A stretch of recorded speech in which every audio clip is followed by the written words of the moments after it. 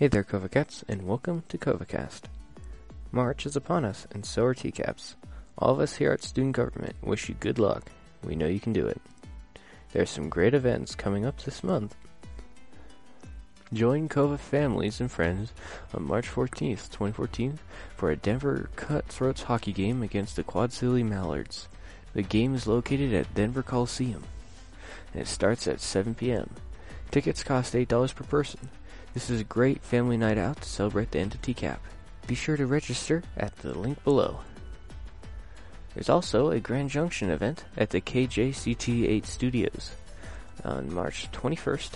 Students K through 12 can attend, and the event is free. Come and tour the newsroom, visit with a meteorologist, and sit in on a live newscast. Be sure to register at the link below. Now for a message from the NHS President.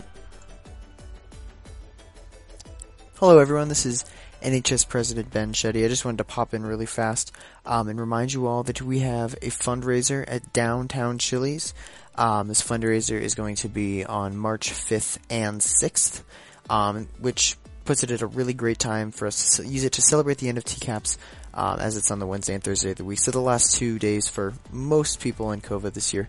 If you guys could come, that'd be fantastic. Chili's is going to donate 10% of the money they receive from COVA families this night to support COVA NHS. Very important, you have to let your server know that you are there to support COVA. So either bring one of the little flyers handed out at TCAPS, print out a little flyer at home from one of the emails and K-mails that you were sent, or just make sure that you let them know that you're here to support COVA. Again, it's going to be at Downtown Chili's. The address is 951 16th Street, number 105, Denver, Colorado, 80202. And it's going to just be a really fun, fantastic time to celebrate COVA and celebrate the end of TCAPS. So I really hope I can see you guys all there. Thank you so much. Thanks, Ben. Please support COVA NHS. Up next is our Music of the Month. Some great Celtic themed tunes for St. Patrick's Day. Please enjoy.